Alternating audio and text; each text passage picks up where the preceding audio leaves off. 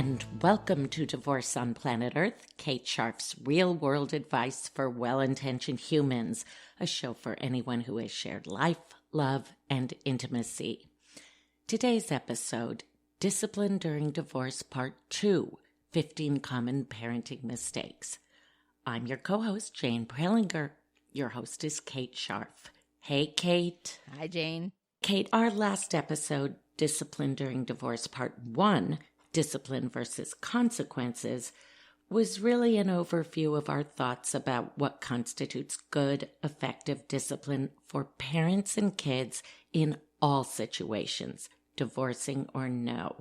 Our thinking was that parenting during divorce has its own special challenges, but when you're trying to make difficult parenting decisions under conditions of stress, you really need first to have a baseline understanding of what you do under ordinary circumstances. So our last discussion was meant to serve as sort of a North Star for parenting in the emotional storm of divorce. Today we're going to apply our discussion about discipline generally, more specifically to divorce. Okay, Kate, I have your list of 15 common mistakes in parenting, and I want to sort of go through them with you. Okay, you mentioned not being willing to co-parent because you don't have to do what your spouse says anymore. Yeah, I mean, this one comes up a lot in divorces where one spouse has felt very controlled by the other in the marriage and felt like they had to give in, particularly around parenting or discipline issues. They feel the other parent has dictated the terms of the parenting and probably other things. And now they're free and they are taking the position that they won't be bossed around anymore. Right. I don't have to do it anymore. Right. Mm-hmm. Now, there may be situations in which people make good choices or conscientious choices to do things differently than their ex, and we're going to get to that.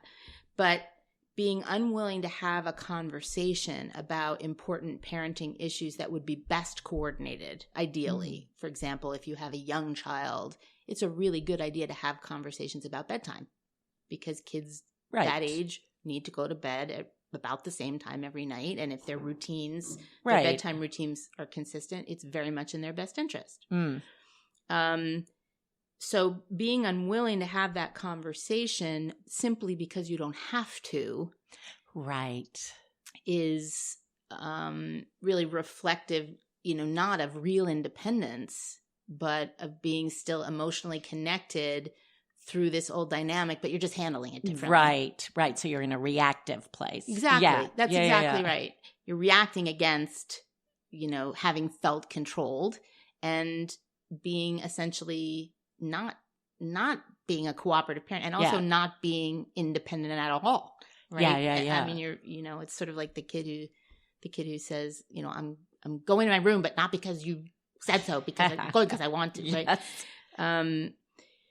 So I guess, and it can be very hard. It can be hard to be willing to cooperate or have these conversations when you're worried it's a slippery slope into conciliation or, giving in. Patterns, yeah.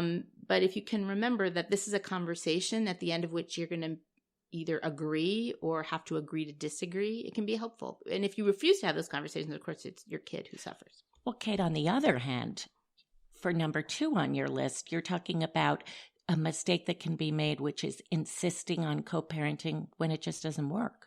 Right. There is the other side of the coin, which is people who say, look, all the research shows us that we need to cooperate as parents. Right. We need to present a united front. And insisting on that when the other parent, is unwilling to have the conversation or just respectfully, disagrees with you, right, is also not helpful. Yes, of course, it's great when parents can have conversations about their kids and coordinate their approaches. But that's not always possible. If it wasn't possible when you were married, it's not going to suddenly become possible when you're divorced. That's so wise. Kate, here's one I really want to hear about because I think this is a biggie. Your number 3, criticizing the other parent's parenting style. Yeah, it's really tempting. If you hear from your child that their other parent is allowing them to watch unlimited amounts of television, or if the child is coming to you with complaints, that can be another tricky one. Daddy's so strict, that kind of thing. It's very tempting to run down the other parent's parenting style, to say, "Ugh, I can't believe he lets you watch that much TV. You really need to do your homework before you do your TV." Don't you hear this all the time in your practice? I do. Yeah. But it's very different to complain to your therapist than it is to complain to your child, even if your child is complaining to you, right? So kids bring upsetting information about what's happening at their other parent's house for lots of different reasons all the time. Sometimes they're doing it because they just like to stir the pot. Yeah.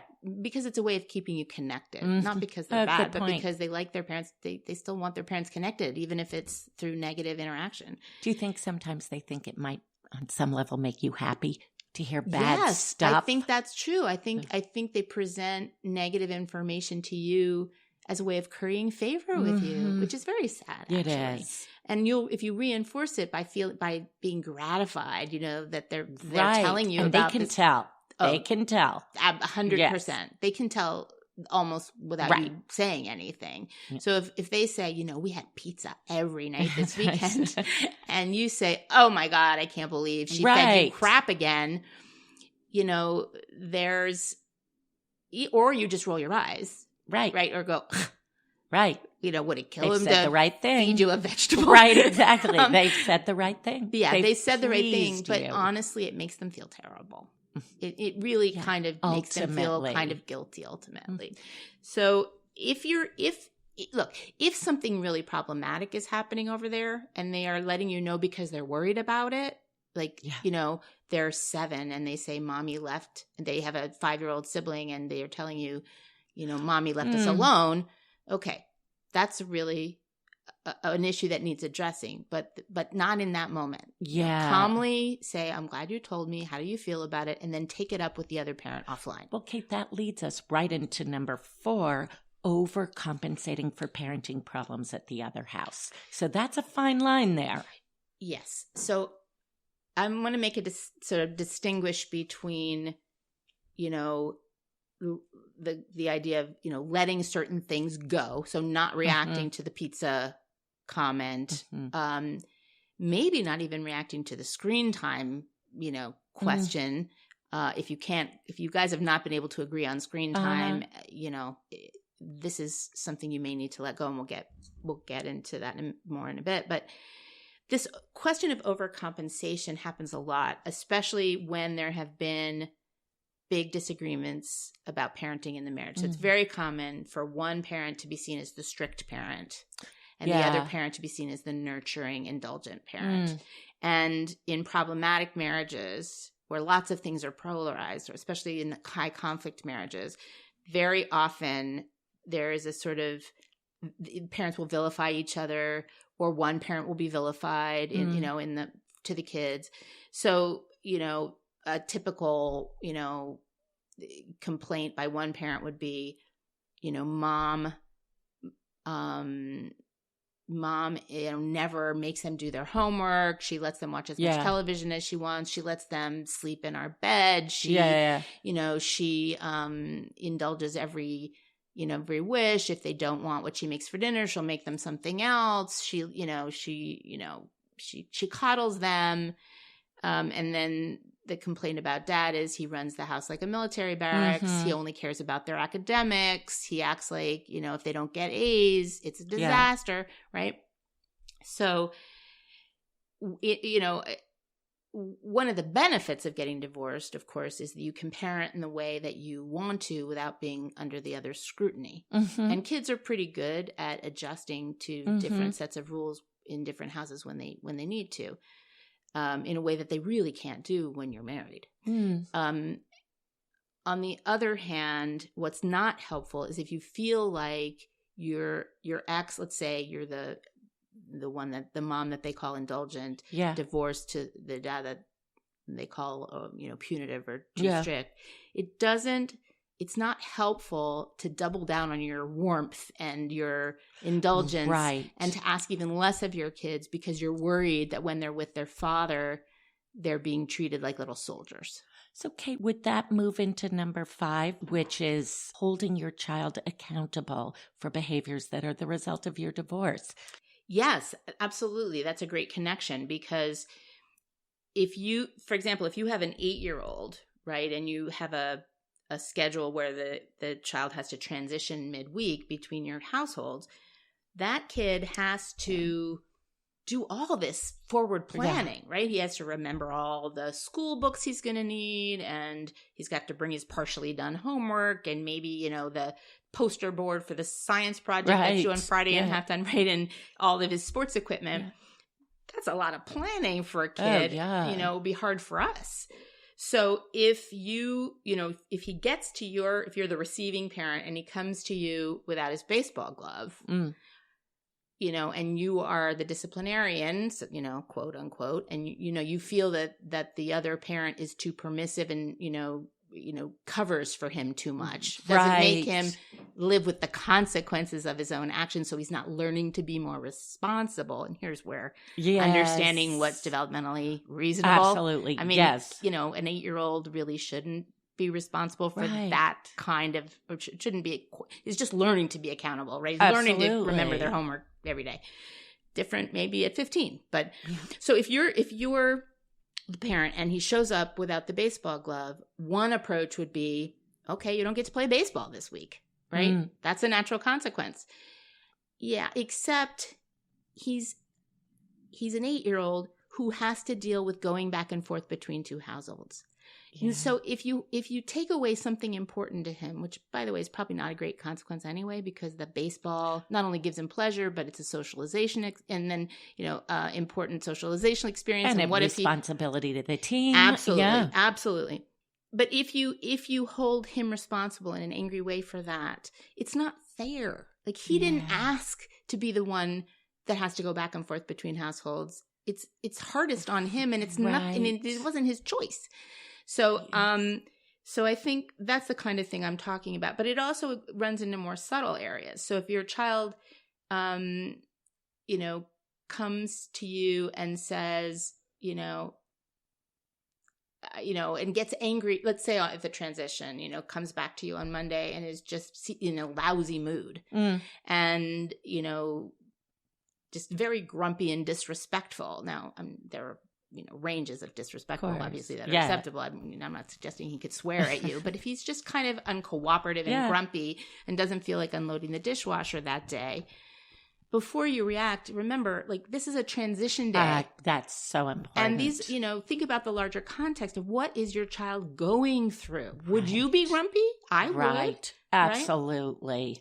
So that's the kind of thing I'm talking about. Remember that, what is reasonable to expect, but also what's reasonable to expect under these circumstances. Yeah. So, Kate, this is one I kind of love. Mm-hmm. Getting angry at your child for reporting the bad things the other parent said about you. Oh, yeah. So this is always tricky. It just feels terrible to hear sort of trash talk about you coming out of the mouths of your own kids. Yeah. And sometimes it's just irritating. Dad says that you let us watch too much TV. Right. Or sometimes it's really upsetting. Mom says that, you don't give her any money. Right. It's hard to squelch the impulse to either get directly angry at your kid or use an angry voice, that is, where you're really angry at the other parent. Right. But it's meant for the ex. It's meant for the ex, but it comes at the kid. So I can't believe your mother, said that about me, or your dad's full of, crap, or whatever it is. Yeah. Makes the kid feel terrible because underneath this information is a request for something. It's usually a request for more information. Help me understand. I got this upsetting piece of information from one parent who I love about another parent who I love, and I don't know what to do with that. I think we addressed this actually in an earlier episode, what to do if you're being trash talked. That's exactly. Right. But I'm bringing it up here again to say that it is not fair to get angry or to discipline your child in response to negative information they're being fed by the other parent. That's such a great point. Now, on the other hand, what we have as number 7 is letting bad behaviors slide because you don't want to put your child in the middle or seem like the bad guy. Right. That's right. It is, look, if you have a set of expectations, right, of what you want of chores, of the things you want your child to do in the household, or, if you expect them to set the table, let's say, and clean up after dinner, that's part of their contribution, then that's their contribution. Mm-hmm. So, if they refuse to do it, and this is just one sort of minor example, if they refuse to do it, and you just got divorced last week, okay, maybe you err on the side of softness once or twice, right? You don't make a big deal about it. But if that becomes a pattern of refusal, then you do need to, kind of insist. You need to say, look, I get you're upset and angry about a lot of things, but that's not a reason not to unload the dishwasher. Right. They don't have anything to do with each other. Now, it may be an indication that something is going on underneath. In fact, it is an indication that something is going on underneath it. Now, part of it may be, again, developmentally appropriate. Kids get, at various ages, they get oppositional. But so the amount of response, that needs to be titrated according to that. But it makes no sense to let your limits fall apart because you feel terrible about what's happening to your kids, because then they don't feel safe. Kids need limits and structure. So if you let everything go to hell because, if you stop having expectations because you feel sorry for your child, then you're just compounding the problem by making them feel you can't cope, or that they can't cope.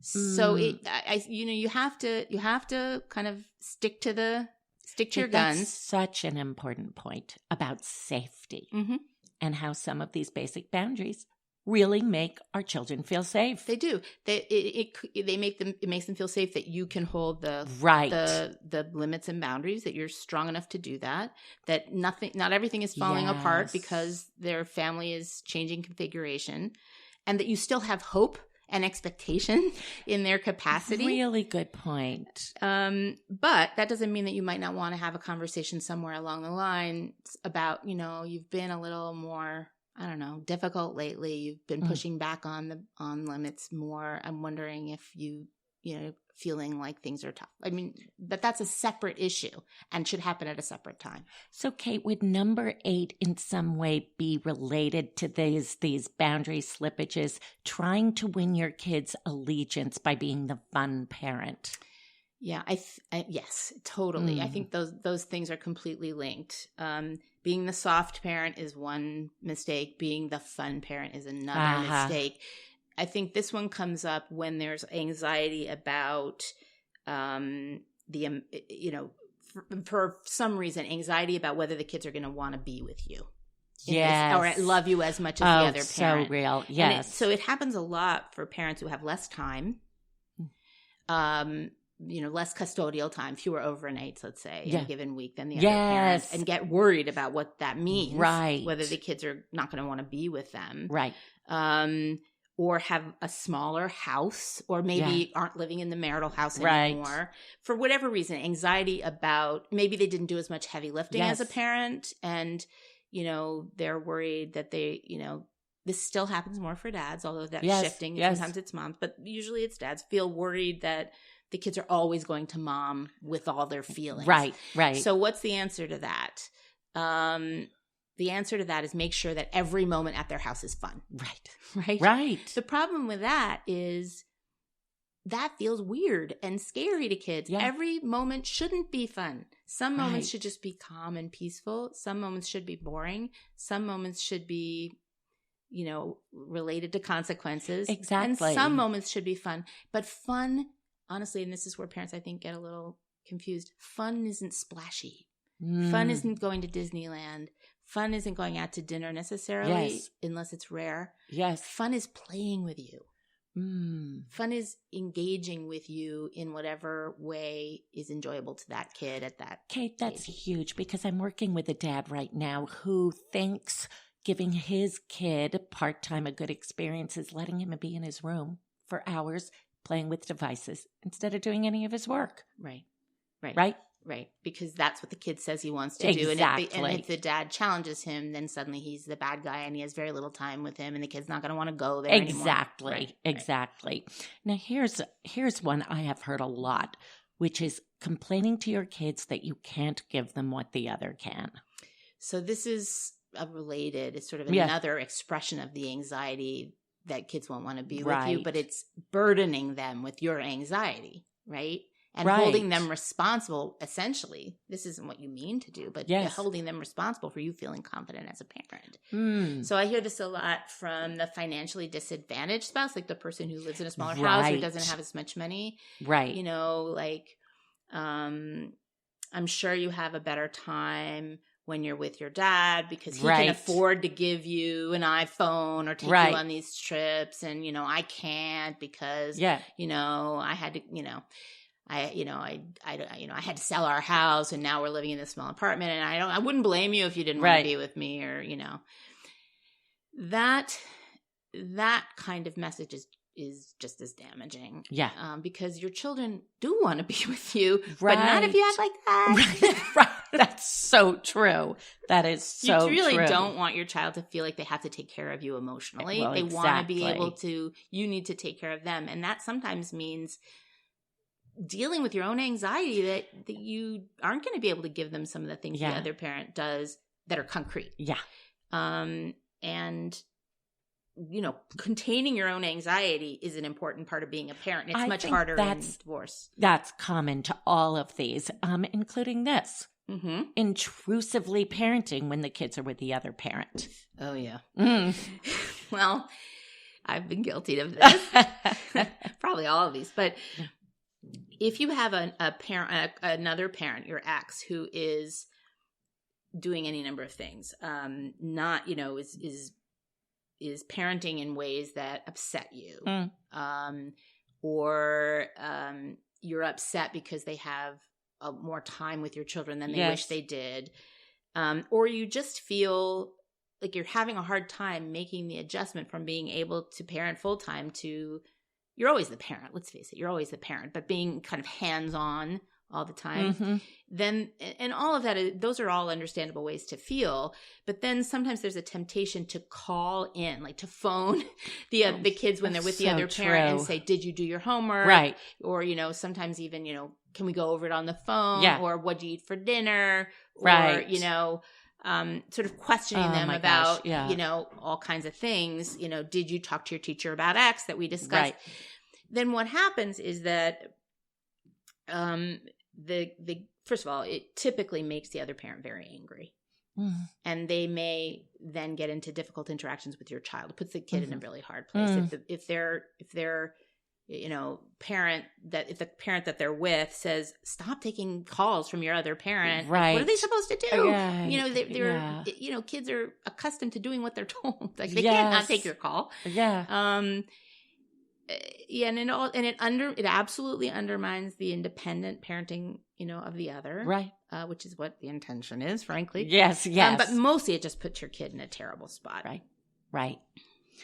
Well, Kate, how about this? I'm interested to hear your thinking. Expecting too much of your kids because it's hard to be a single parent.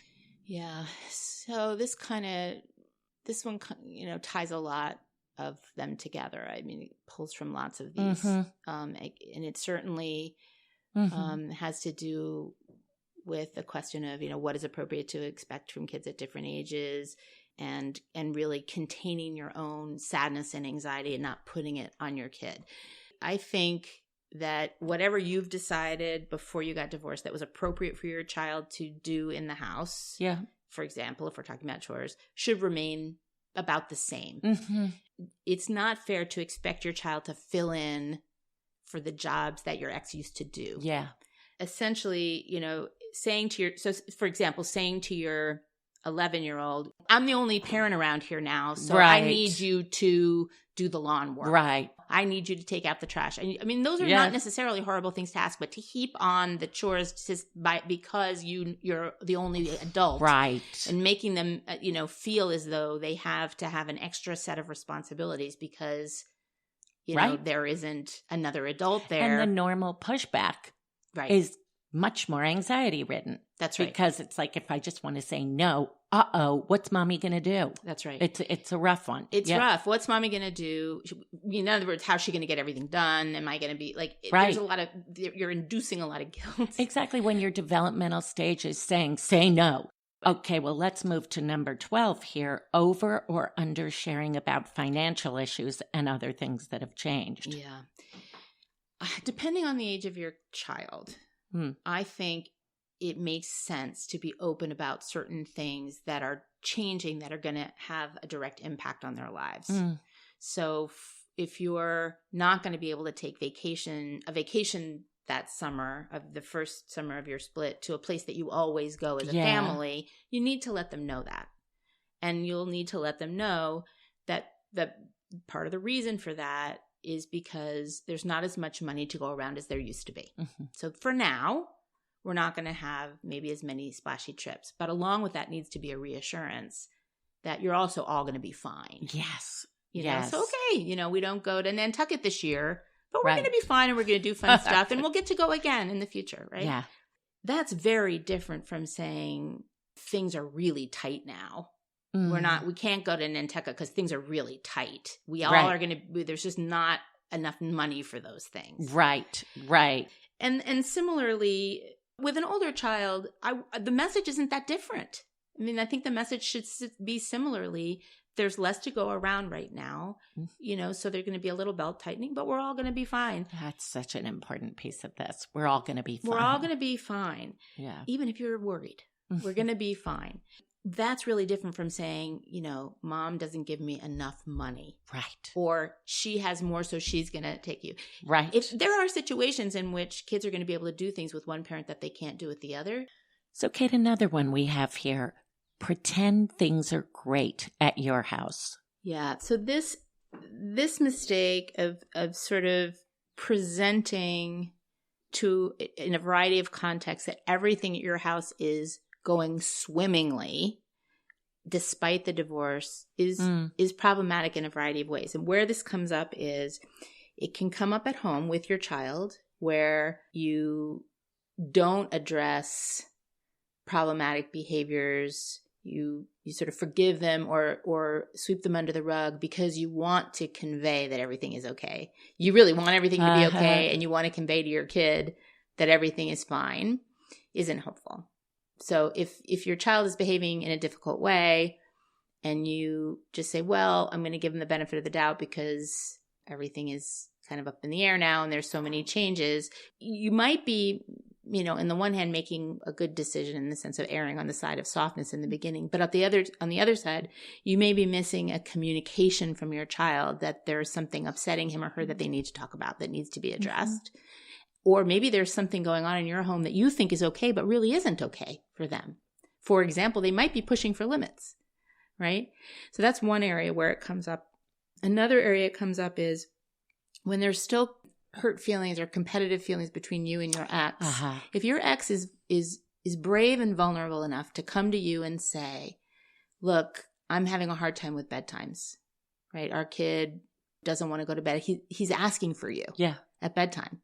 It isn't helpful to say, well, he never does that with me, right? Right. Even if you find it scary to share this information with your ex for fear that he or she is going to, use it against you or, somehow just feel more some sense of having one over on you and that you're ceding the high ground. And those are understandable feelings.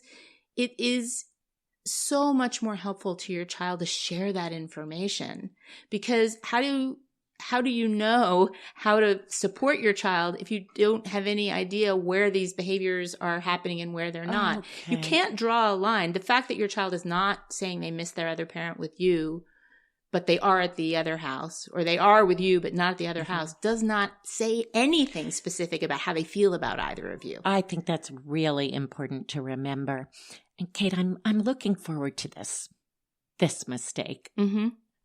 Being too hard on yourself as a parent. What do you mean by that? So parenting is really hard. It's just so hard.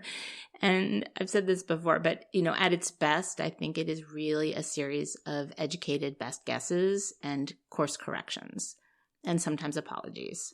So parenting during divorce is much, much harder. And if you had a high conflict divorce, it's much, much, much harder.